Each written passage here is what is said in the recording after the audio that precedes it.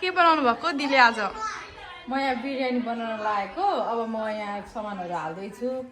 Long हाले, तेजपत्ता हाले, छोटा अलैँची हाले, काडामोङ हाले, अनि त्यहाँदेखिको नुन हालेर तेल हालेको छ। अब यसलाई यसरी चलाएर चलाइदिने।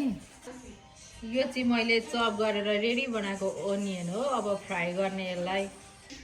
यहाँ चाहिँ मैले हिजो बेलुकै चिकनलाई म्यारिनेट गरेर राखेको छु। यहाँनिर मसलाहरू हालेर, नुनहरू हालेर, लसुन अदुवाको पेस्ट बनाएर अनि निले पनि बिरयानी खानको लागि रेडी भएर बसेको छ। यहाँ अब यो तेल हालेर यहाँनिर प्याजलाई खराउन आँटेको। प्याज रेडी बनाएर राखेको हामीले यहाँनिर अब यसलाई गुन्दैछौँ। आइजले चिकन पनि पकाउनु होला।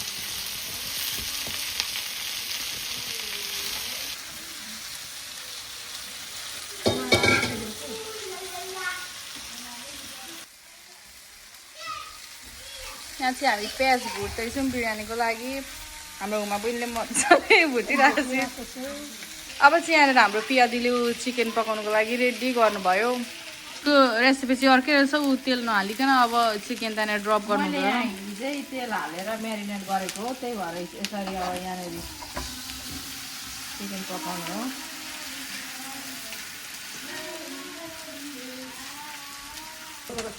अब यहाँ चिकन पनि बसायो, उता प्याज पनि रेडी हुन लागेको छ।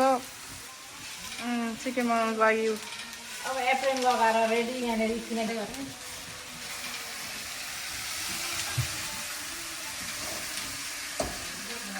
यो राइस चाहिँ पाकेर रेडी भएछ। कस्तो बास्ना मग बास्ना आएको। चिकन चाहिँ के भएछ त? राइस पाकिसक्यो। अब यो चिकन चाहिँ अब यसलाई पनि यो पनि रेडी हुँदैछ। अब यहाँ मैले कलर रेडी गर्दैछु। यो ओरेन्ज कलर र अनि यो येलो कलर बिरयानीमा हाल्नको लागि।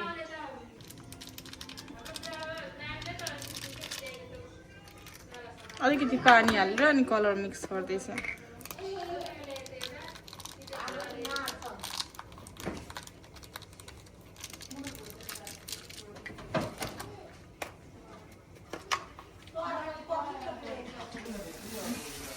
चिकन रेडी भयो। चिकनको ग्रेभी रेडी भयो। झन्डै झन्डै डढेछ।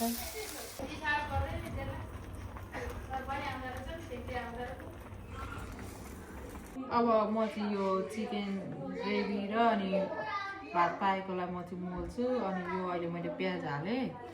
अब यसलाई म यहाँनिर खनाएर अब म यो भात यहाँ यसको ठाउँमा गइरहेको छु।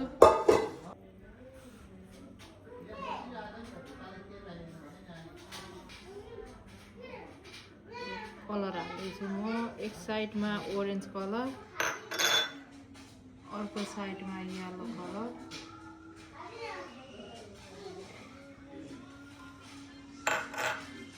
अब यसलाई मोल्ने चिकनको ग्रेभीसँग। म अहिले चाहिँ यसरी बनाउँछु। तपाईँहरू पनि कमेन्ट गर्नु मलाई, तपाईँहरूले कसरी बनाउने गरेको छ। मैले चाहिँ यसरी बनाउँछु।